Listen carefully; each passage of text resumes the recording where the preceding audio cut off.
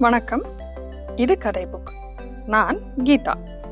இங்கே நம்ம குழந்தைங்களுக்கான கதையை கேட்கலாம். இப்ப நம்ம பார்க்க போற கதை ஒரு ராஜாவோட கதை.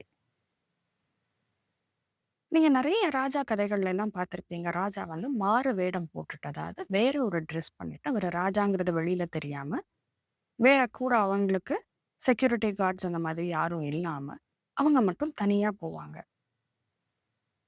தனியா போய் ஊர் மக்கள் எல்லாம் எப்படி இருக்காங்க, அவருடைய ஆட்சியை பத்தி என்ன பேசிக்கிறாங்க அப்படின்னு தெரிஞ்சுக்கிறதுக்கு. ராஜா அப்படின்னு வந்தா எல்லாம் பயந்துருவாங்க. என்ன என்ன நல்லா இருக்குன்னு சொல்லிடுவாங்க.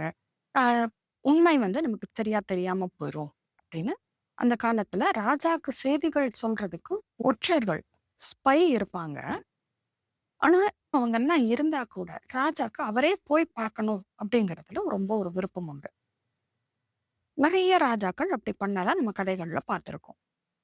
அப்படி ஒரு ராஜா மாறு வேடம், வேற ஒரு ட்ரெஸ் பண்ணிட்டு, அவர் ராஜாங்கிறது வெளியில தெரியாம நகர்வனம், அதாவது ஊரை சுத்தி வர்றாரு. நகர சுத்தி வர்றாரு. அப்ப அவர் மட்டும் தனியா குதிரையில வந்துட்டு இருக்காரு. அப்படின்னு குதிரையில வர்றாரு. ஒரு அதிகாலை நேரம். அப்போ என்ன ஆகுது? லிஃப்ட் கேட்பாங்க இல்லையா? அந்த மாதிரி ஒருத்தர், யாரோ ஒரு ஆள் ரோட்ல நின்னுட்டு கையை நீட்டுறாரு. இவர் ராஜான்னு அந்த கையை நீட்டுற ஆளுக்கு தெரியாது. ராஜா சரி உதவி பண்ணலாமே அப்படின்னு சொல்லிட்டு, குதிரை மேல இருக்கக்கூடிய ராஜா தன் கையை இப்படி கீழே நீட்டி அவரை மேல தூக்கலாம், அவரை மேல கையை கொடுத்து தூக்கலாம் அப்படின்னு ட்ரை பண்றாரு. அந்த கீழே இருந்த ஆள் யார் தெரியுமா? ஒரு திருடன். அவர் என்ன பண்ணிடுறாரு, இவர் ராஜான்னு தெரியாததுனால கையை நீட்டின அந்த ராஜாவுடைய கையை இழுத்து கீழே தள்ளி விட்டுட்டு அந்த குதிரையை கிளப்பிட்டு போயிட்டாரு. அந்த குதிரையை திருடிட்டு போயிட்டாரு. ராஜாக்கு இப்ப அதிர்ச்சி. நம்ம உதவின்னு பண்ண போனோம், இப்படி நம்ம கீழே விழுந்துட்டோம், யார் என்ன ஏதுன்னே தெரியலையே அப்படின்னு சொல்லி ராஜாவுக்கு பயங்கர அதிர்ச்சியில் இருக்காரு, ஷாக்ல இருக்காரு. அண்ட் அவருடைய அரண்மனைக்கு வந்துடுறார். திருப்பி வந்து அவருடைய பணிகள்லாம் தொடங்குறதுக்காக திருப்பி ராஜாவா அவரை ட்ரெஸ் பண்ணிட்டு இது பண்ணிடுறாரு. பட் ஒரு ஓரத்துல ராஜாக்கு இந்த மனசுல இருந்துகிட்டே இருக்கு, யாரா இது யாரா இது அப்படின்னு.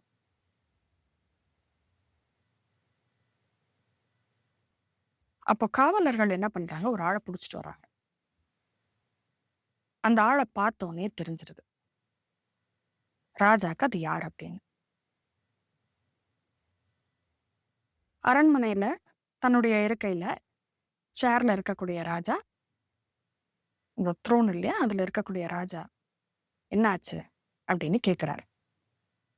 ராஜாவுக்கு அது யாருன்னு தெரியுது, ஆனா கீழே இருக்கக்கூடிய ஆளுக்கு அது யாருன்னு தெரியல. ஏன்னா ராஜா, நான் சொன்னேன் இல்லையா, மாறு வேடம் வேற ஒரு ட்ரெஸ்ல இருந்தார், அவர் மாதிரியே தெரியல. இப்போ அந்த காவலர்கள் சொல்றாங்க, இந்த ஆள் வந்து ஒரு வீட்டுல திருடிட்டு இருந்தாரு, நாங்க பிடிச்சு கூட்டிட்டு வந்துட்டோம் அப்படின்னு. ஸோ அரண்மனைக்கு கூட்டிட்டு வருவாங்க, ராஜா தண்டனை கொடுப்பாரு, அதுதானே வழக்கமா இருக்கும்.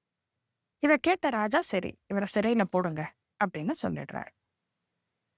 சிறையில போடுங்கன்னு சொன்னதுக்கு அப்புறம் அவங்க சிறைக்கு அனுப்பிடுறாங்க. ராஜா கொஞ்ச நேரம் கழிச்சு அந்த சிறையில இருக்கக்கூடிய ஆளை பார்க்க போறார். ராஜாவுக்கு இது யாருன்னு தெரியுது. இது யார் அப்படின்னா, தாங்கிட்ட குதிரையை களவாண்டுட்டு போனார் இல்லையா, குதிரையை எடுத்துட்டு போனார் இல்லையா, அந்த ஆள் தான் இது. ராஜாவுக்கு அந்த திருடன் யாருன்னு தெரியுது, பட் திருடனுக்கு ராஜா யாருன்னு தெரியுது. நேரா போய் சிறையில பாக்குறாரு. நான் யாருன்னு உனக்கு தெரியுதா? திருடன் பயந்துட்டான். சொல்றான், ராஜா நீங்க தான் அந்த ஊருக்கே அரசர் அப்படின்னு. இல்ல, காலையில நீ என்கிட்ட தான் வந்து குதிரையை திருடிட்டு போன அப்படின்னு. அவனுக்கு தூக்கி வாரி போடுது. ஐயோ, ராஜாவோட குதிரையவா திருடிட்டோம் அப்படின்னு அவன் பயப்படுறான். இப்ப ராஜா சொல்றாரு, நீ என்னுடைய குதிரையை திருடினேன்னு வேற யார்கிட்டயும் சொல்லக்கூடாது. இவனுக்கு ஒரே அதிர்ச்சி. ஏன் ராஜாவே ஒரு திருடன்ட்ட ஏமாந்துட்டாருங்கிறதுனாலயா? அதனால ராஜா பயப்படுறாரா? அப்படின்னு அவன் யோசிச்சான். ஓ ராஜா சொல்றாரு, நான் உன்கிட்ட ஏமாந்ததுனால இல்ல. இந்த சம்பவம் வெளியில தெரிஞ்சதுன்னா ஊர் மக்கள் என்ன நினைக்க கூடாது, ராஜாவே உதவி செய்ய போய் பிரச்சனையில மாட்டிட்டாரு, நம்ம எதுக்காக உதவி பண்ணணும் அப்படின்னு ஊர்ல இருக்கக்கூடிய மக்கள்லாம் ஒருத்தருக்கு ஒருத்தர் உதவி செய்யறத விட்டுட்டாங்கன்னா நல்ல விஷயங்கள் நடக்காம போயிடும். கஷ்டப்படுறவங்க கஷ்டப்பட்டுட்டே தானே இருப்பாங்க. உதவி செய்யாமலே போயிட்டாங்கன்னா மக்கள் என்ன பண்றது அப்படின்னு நினைச்சாரு. அவர் ஏமாந்ததை பத்தி கவலைப்படல. ஆனா அதனால நடக்கக்கூடிய பின் விளைவுகளை பத்தி யோசிச்சாரு. இந்த கதையோட சேர்த்து ஒரு குறள் சொல்றேன். நன்றாற்றல் உள்ளும் தவறுண்டு, அவரவர் பண்பறிந்து ஆற்றாக்கடை.